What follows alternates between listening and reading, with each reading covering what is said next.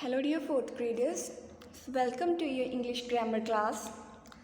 So as you're aware, we were discussing chapter number 1, the sentence, and before starting it's time to take the pledge. I commit to be vigilant and bear in mind at all times the risk to myself and my colleagues from COVID-19, a promise to take all necessary precautions that prevent the spread of this deadly virus, a promise to follow and encourage others to follow the key COVID appropriate behaviors, to always wear a mask, face cover especially when in public places, to maintain a minimum distance of 6 feet from others, to wash my hands frequently and thoroughly with soap and water. Together we will win this fight against COVID-19.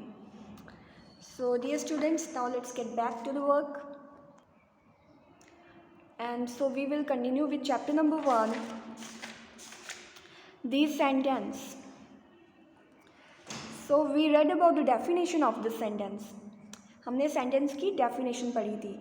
A sentence is a group of words which conveys complete sense. So what is a sentence? Sentence is a group of words. बहुत सारे words का एक group, ठीक है? That conveys complete sense, जिसका अर्थ भी निकले. A sentence always contains a subject and a verb. So a subject always have a sentence also always have a subject and a verb in it. It always begin with a capital letter. A sentence always start with a capital letter. It has a full stop, a question mark or an exclamation mark at the end. एक sentence के end में क्या होगा हमेशा? एक full stop और a question mark और a exclamation mark. इन तीनों में से कोई भी एक होगा, ठीक है?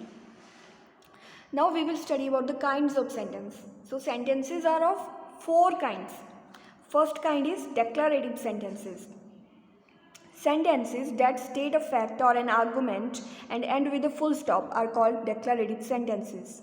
Declarative sentences are those in which a fact or an argument is represented. ठीक है? Declarative sentences कौन से होंगे? जिनमें आपने कोई fact के बारे में बताया हो, ठीक है? किसी भी fact के बारे में. For example, I study in grade 4th. आप किसी को बता रहे हो I study in grade 4th. Now this is a fact about you. ये आपके बारे में एक फैक्ट है ना, कि आप ग्रेड 4th में पढ़ रहे हो. So this is an example of declarative sentence. Second kind of sentences are interrogative sentences.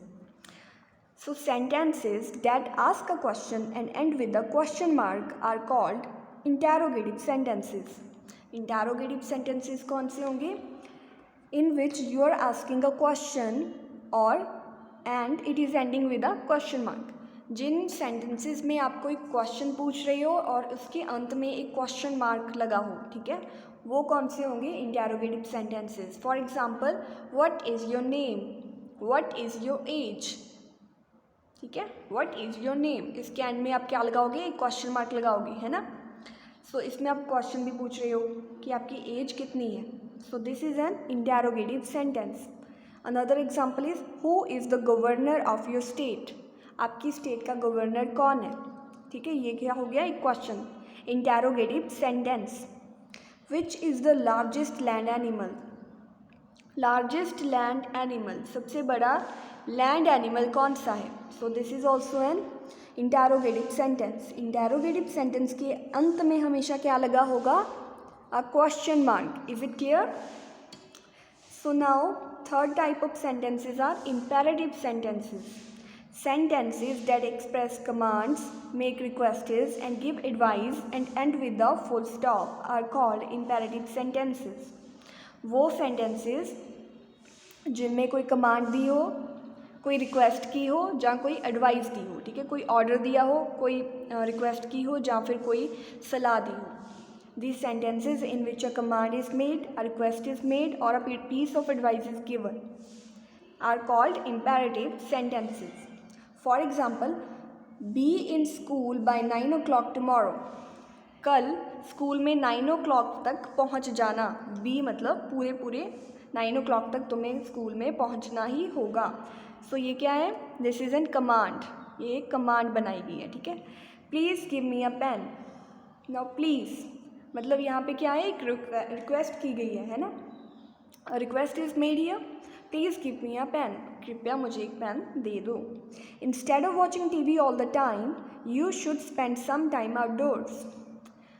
Instead of watching TV all the time you should spend some time outdoors, कि हर वक्त टीवी देखने की बजाय तुम्हें थोड़ा टाइम बाहर भी बिताना चाहिए। आउटडोर्स मतलब घर के बाहर, आउटडोर्स, ठीक है।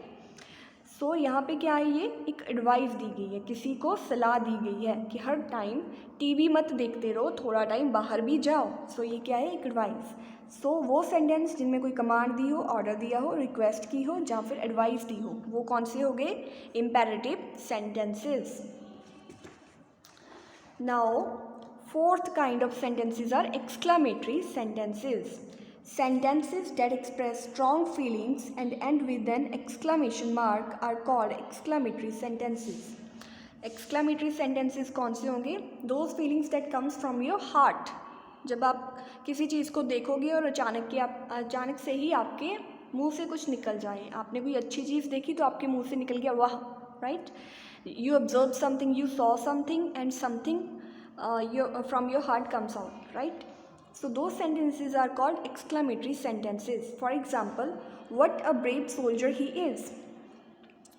Now you have seen a brave soldier, and after hearing the story of his bravery, you said what a brave soldier he is.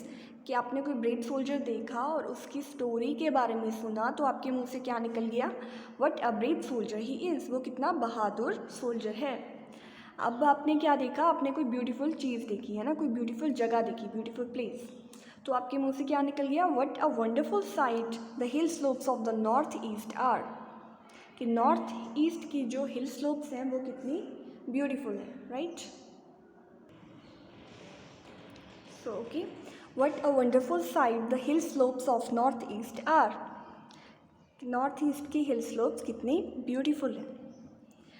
So these kind of sentences always ends with an exclamation mark.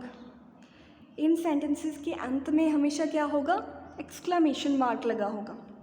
Sentences that express strong feelings and end with an exclamation mark are called exclamatory sentences.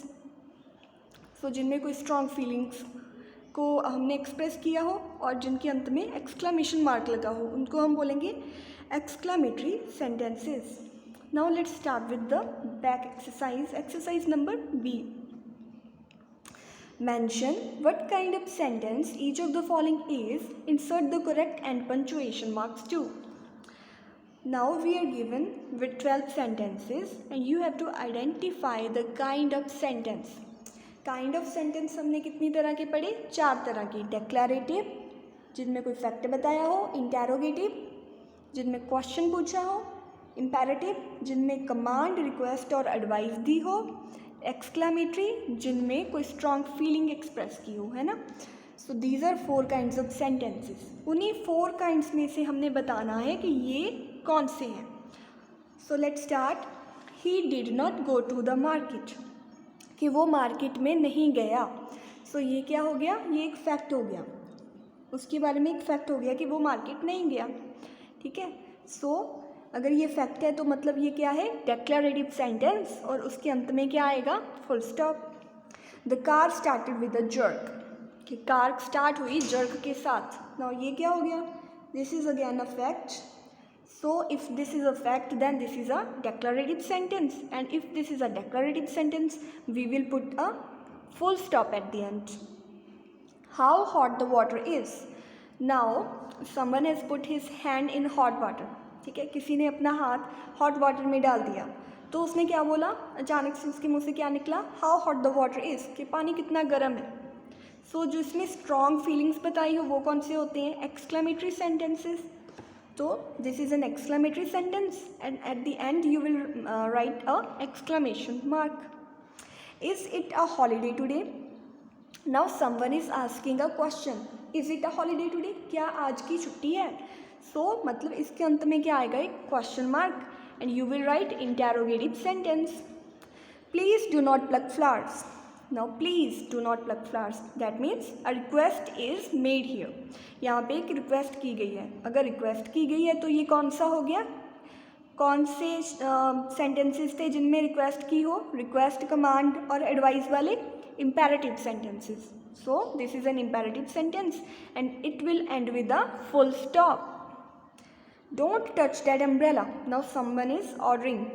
Someone is commanding, है ना, someone is making a command that don't touch that umbrella, इस umbrella को हाथ मत लगाना। सो जहाँ पे कोई कमांड दी हो वो कौन से होते हैं, इम्पेरेटिव सेंटेंस, और उनके अंत में भी क्या आएगा, एक full stop. I will not go out in the rain, now this is a fact about someone that I am not going in out in the rain, कि मैं रेन में बाहर नहीं जाऊँगा, ठीक है। सो ये क्या है, एक फैक्ट है। If this is a fact then this is a declarative sentence, and declarative sentence always end with a full stop. Do not close the windows, now someone is making a command here that do not close the windows, windows को बंद मत करना। So if command is made here that means these are imperative sentences, and imperative sentences always end with a full stop. Will she ever forgive me, what is this now, will she ever forgive me, कि क्या कभी वो मुझे माफ़ करेगी।